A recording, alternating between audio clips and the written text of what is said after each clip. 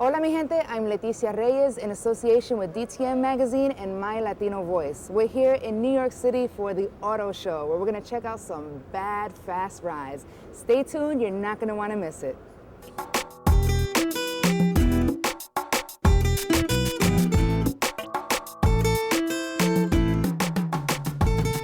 Up next, Confederate Motors.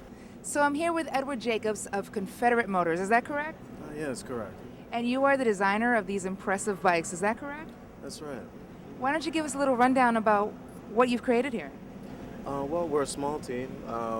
It's really a communal effort. We have a few different bikes here. We have the Wraith and the Fighter.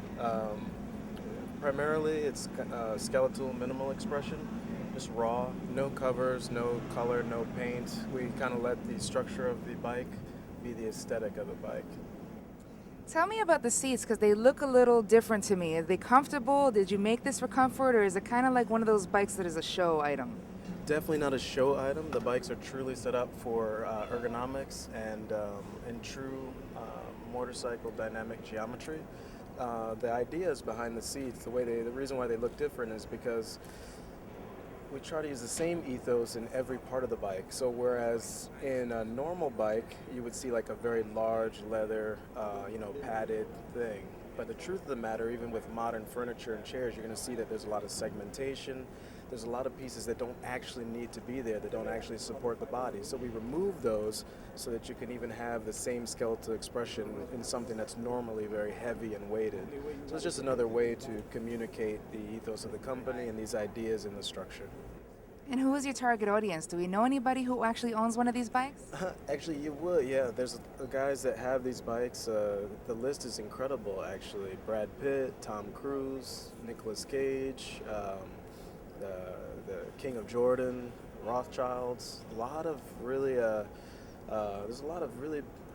kind of substantial names out there that do have it. But we really we don't market to anybody specifically.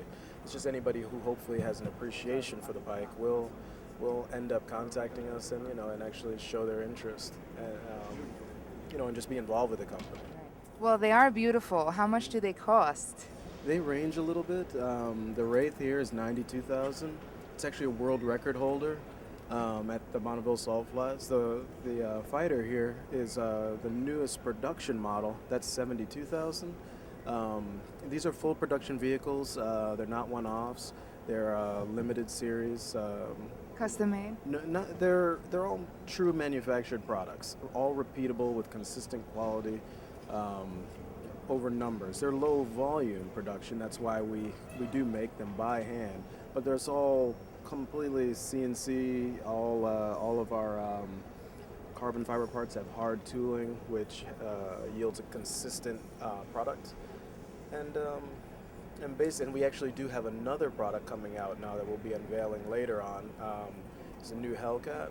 So we have an engine. We're actually doing our own engine platform, and so it'll be like another step in the evolution towards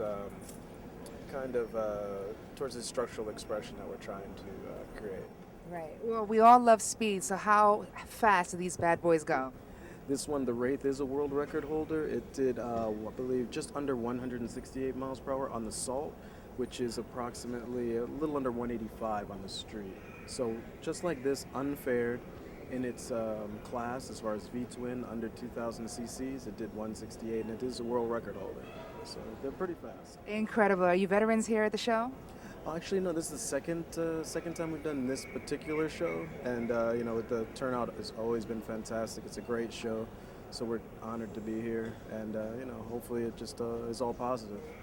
Well, thank you for sharing. Your design is incredible, very impressive. Thank you very much. Can I hop on one of these bad boys? Absolutely, yeah. Guide me through this. I want to know how to properly mount a bike. I've never ridden. Okay. I mean, I've ridden on the back of a bike, but I've never actually drove one myself. All right, it's like the Iron Horse. Yeah, and this is different.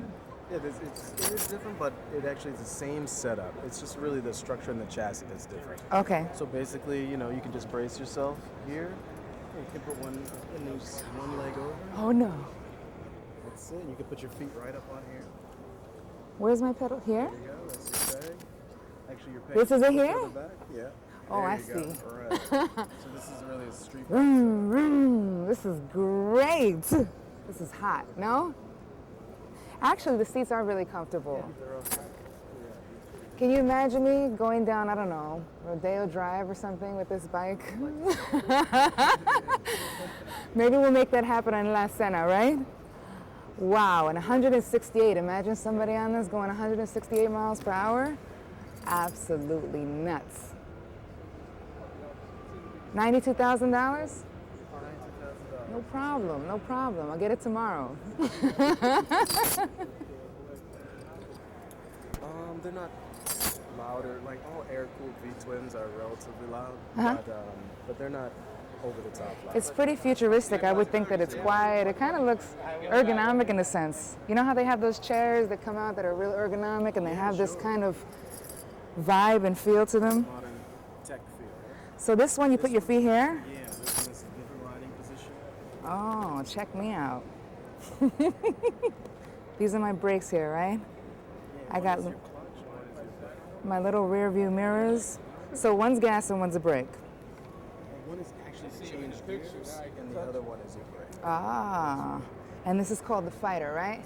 Why? Why is this the Fighter? It's much more of an aggressive. It's kind of a take on an outlaw, like a modern version of an outlaw kind of motorcycle. Yeah, that's what I feel like. I feel like a bad outlaw right now. We do try to consider the bikes the gentleman's motorcycles, so at the same time, it's just a little bit more of an edge. A gentleman's motorcycle. A gentleman like Brad Pitt. They're riding this bad boy. Does he have the Fighter? He doesn't have a Fighter. He has a Hellcat, actually. Oh, he has a Hellcat. So you see what we have to display here. Hot, great motorcycles. Don't forget to come down to the New York Auto Show and check out Confederate Motorcycles. Right, sweetie? Yeah, thank you. You're welcome. Thank you. We'll be right back with more in La Escena.